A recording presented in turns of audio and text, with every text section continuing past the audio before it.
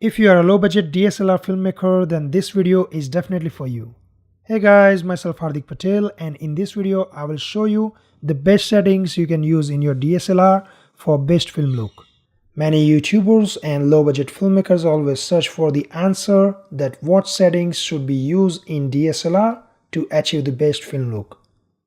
I am a Canon DSLR user and love to use my Canon 70D for my low-budget short films.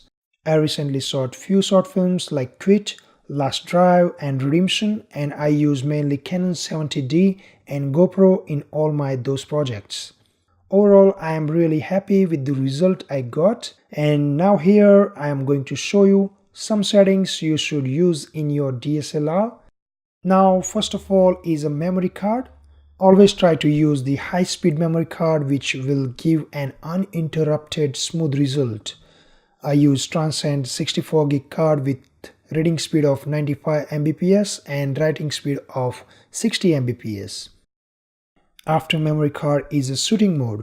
Always prefer to shoot on manual mode, which gives more power to get precise result. Next is a lens settings. Always try to shoot on manual focus, so you will be the only one who will decide where to focus your shot. If you are using shoulder rig or Steadicam, then I would suggest you to turn off the image stabilization system in your lens. Image stabilization system is good for the photography but not as good for the filmmaking in some cases. Now let's talk about quick settings. In Canon DSLR especially, you will find this Q button which will drag you to the quick settings. In other DSLRs, you may find the similar options in menu or settings options. First option is to change autofocus option. Just leave as it is if you are using manual focus. Third is a movie recording size. Here you can set your recording quality and frame rates. To understand the difference between All-I versus IPB, check out my other video on this channel, for which the link is given in description below. I always prefer to shoot in 1920x1080 with 24 frames per second in All-I. Next is a digital zoom option. I never use this option for filmmaking as you lose detail of your video if you record in telephoto zoom. Next is a recording audio. You may know DSLR have very poor audio quality in general. I always use external audio mic, that's a Rode VideoMic Pro, when I shoot from DSLR. So to set the audio mode to manual, just go to settings and under the sound recording options, you can set the mode from auto to manual. You also can adjust the wind filter and attenuator up here. Now next option, which I always prefer to set manually, is white balance. By setting your own preferable color temperature, you can change the mood of your film.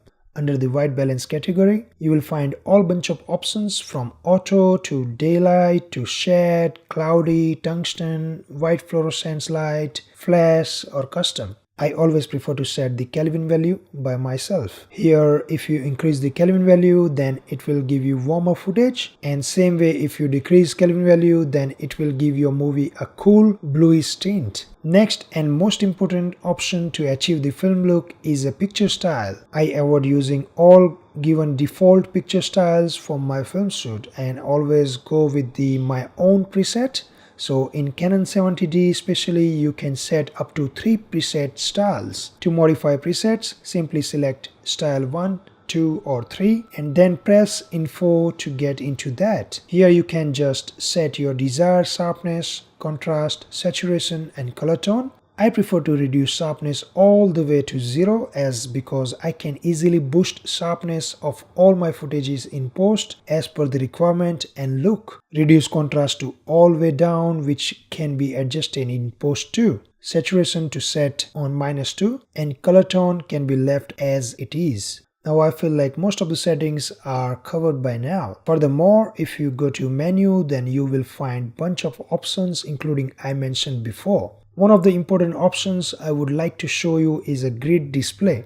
In a grid display, you can set your screen preview to 3x3 or 6x4 or 3x3 and diagonal. So With the manual mode and manual setup with the all above options, you will definitely achieve the best film look from your DSLR. I hope you enjoyed watching the video, and if you have any questions or suggestions, then feel free to comment me in comment box below. I'm happy to hear from you what sort of videos you would like to watch from my channel in future. Make sure to subscribe this channel for more free low budget filmmaking videos in future. And thanks for watching. See you next time. Bye bye.